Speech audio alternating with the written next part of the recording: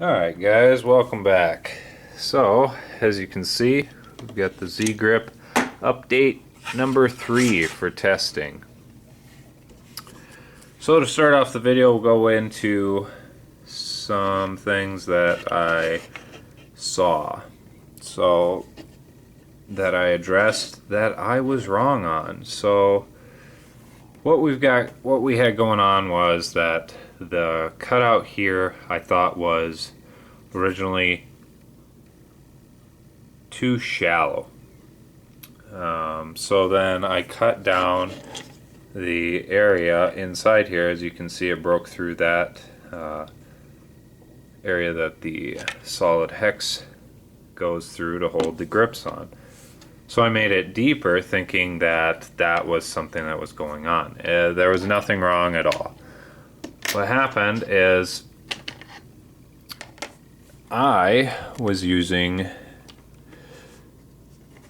an older sear. So as you can see on these sears, the pivot points, if you lay them over top of each other, the pivot points are exactly the same spot. I was using this sear. So that material that ended up being extra was hitting the bottom of the frame. So on a normal sear, you don't have that extra there. You don't have that extra bit. This is just on an AM/MM sear. Your RT sears already look like this, but with the pivot there with the threaded pin that goes through that pivot that's pressed into place there. So there's nothing wrong with the frame. It just conflicted with the extra material on this sear. If I wanted to use this sear again, all I'd do is I'd grind off that bottom part. No big deal. So we resolved that issue. The other issue that we had was the trigger flexing and firing while in safety.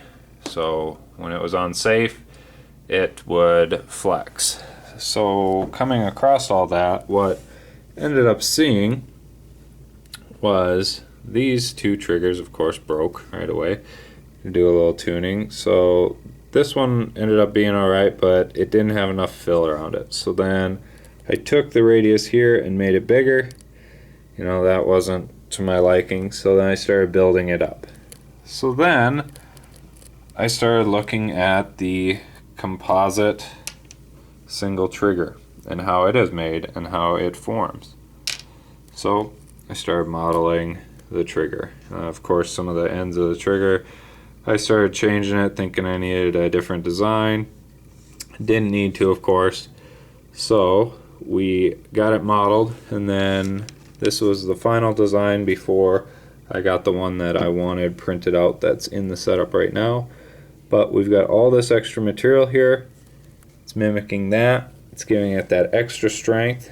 We've got the shape back down here, nice and swooped, and we don't have the flex in the trigger anymore. So with that, let me get this back in the tripod. With all that, we are good to go. So I was having issues with the setup I was running before. What happened was, after talking to one of our guys on the forums and a good friend of mine, Big Evil, he took some time out of his day and helped me deduce some problems that I was having. So I threw a bigger on-off, a longer on-off pin, longer, not bigger, longer on-off pin into my RT on-off for my X valve. And then things were still kind of being wonky, and before he left and gave me his final thoughts on what was going on, he said, well, maybe the sear's, toast. Well, it was. The catch on the sear here was rounded off. So it wasn't doing its job anymore. Wasn't allowing the gun to function the way it needed to, and so that's where I was left. As you can see on this setup, I don't have the cutout open so that you can see like in here, because this one I wanted the full rigidity of how the frame would actually be printed, minus obviously the the angle, and then the trigger guard here. So that's not affecting anything other than we'll get a little bit more rigidity out of everything. But if it's working here, it's going to work with the final design. So to go into a few tweaks, I guess, and some things that I did on the frame. Right here, I've got a little chamfer that just comes in, gives you a little relief. No big deal, didn't need to do it, but I was gonna do it, so I did it. Same with the front, small chamfer in there. We added, instead of having it open like these frames are all the way through because they're usually machined, what I did is I took and I added this material across, and it makes a channel that goes through the bottom. Let's see if we can see it, so that you can get your sear rod in there. I also took and made it so that the cutout on the top, get the lighting there right, is more narrow, kind of like how the composite frames are. So we have a thicker wall thickness here, and let's see. So it essentially looks like that. A couple more tweaks that I've done for the trigger pin. I'm not going to be sending trigger pins like the ones we have here with the knurl on the end. I'm going to go with the 1/8 inch dowel that goes in the side, and then 440 set screws to hold the dowel in. It seems to work a little nicer, it's a lot cleaner, and you won't have to worry about the set screws backing out because this is going into a nice composite plastic, and it grabs the set screws really well, along with, you're going to have your rail on top. So the rail is going to be holding everything down anyways. And then we have our 440 set screw here that holds the set screw, the spring, the ball bearing, and then the safety. And so that's where we're at on this. I also added in the sear push here so that if for some reason the on-off is sticking out when you're trying to take the valve out, you can push an Allen key against the sear to get the on-off pin back into the valve. And that way you're not trying to fight the on-off pin and potentially bending it, damaging it, and whatnot. You see that on a lot of frames. You had the old M90s had it, and then people started following suit with that. The guy who designed the M90s, that design was also implemented in Cam Design's M86 single trigger frame, which is obviously a phenomenal frame. Probably one of the most comfortable frames I've ever had my hands on. He also helped me greatly with the design of this frame that we are talking about now. So let's show you guys this thing firing once again and show that the safety actually, that the safety actually functions. So let's get the air in this and go to it. Oh shoot, probably should turn the tank air on. Oh. Well, I was kind of jumping the gun there. This tank's out of air. Let's get a different tank.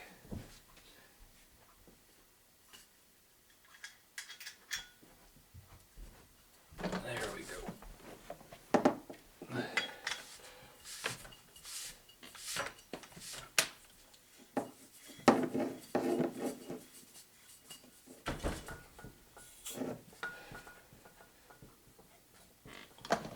Alright, here we go.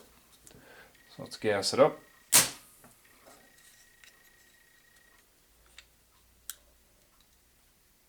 Safety off. Sorry, that was safety on.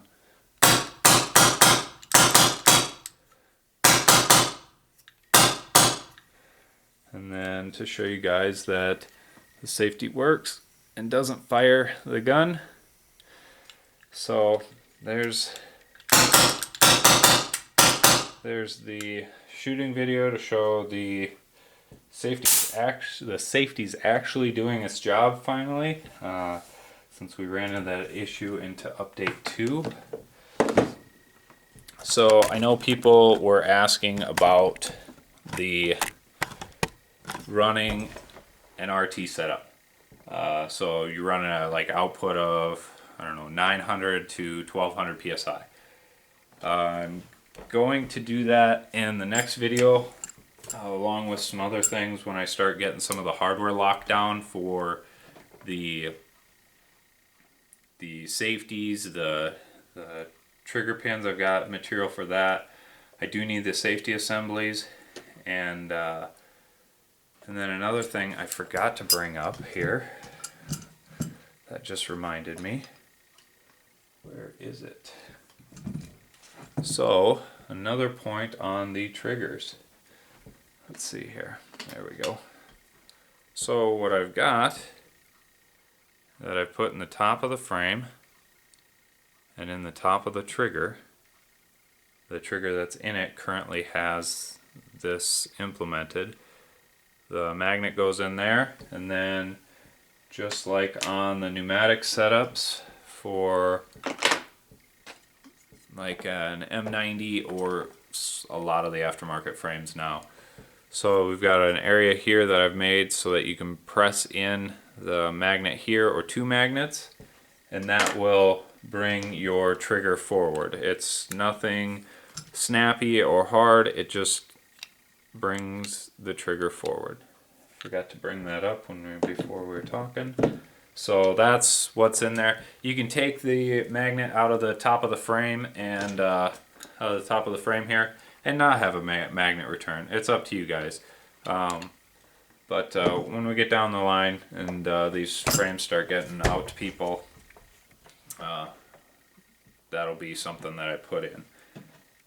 So back to the RT video. So you guys were wanting to see an RT video. I've got my flat line here, my 3000 psi flat line. I'll crank this up to 1200 or whatnot output, and I'll run it through its paces. This trigger has had some wear. I can't show you, my lighting's horrible here, but has had some wear on has been wearing on the trigger with an RT effect. I have not seen any signs of damage yet. Of course, the true test is actually running and just letting the tank empty into the back of the trigger. And so that's where we're at on that. I still need to get organized and get that running and show you guys an actual physical test that nothing happened, that nothing shattered, nothing cracked, nothing's breaking or doing anything that would cause concern.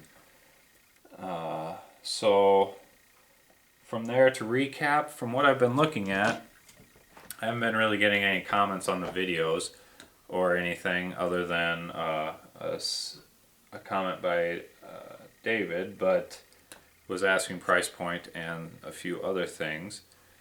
But what I'm looking at doing is for subscribers and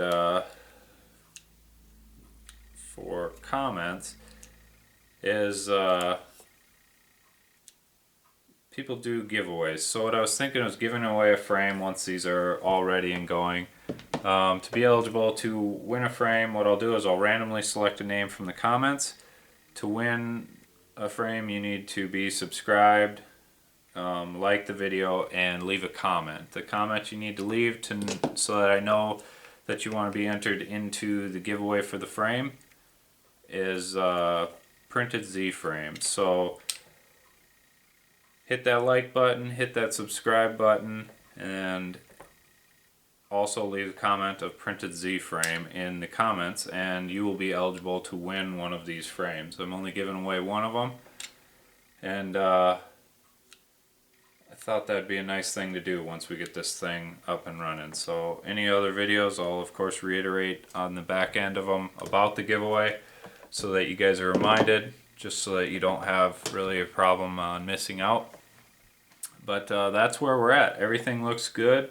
I've got some of the nice little features plugged into the frame finally. I also adjusted some of the cutouts here, so for just ease of cleaning, I took this this radius and made it a little broader.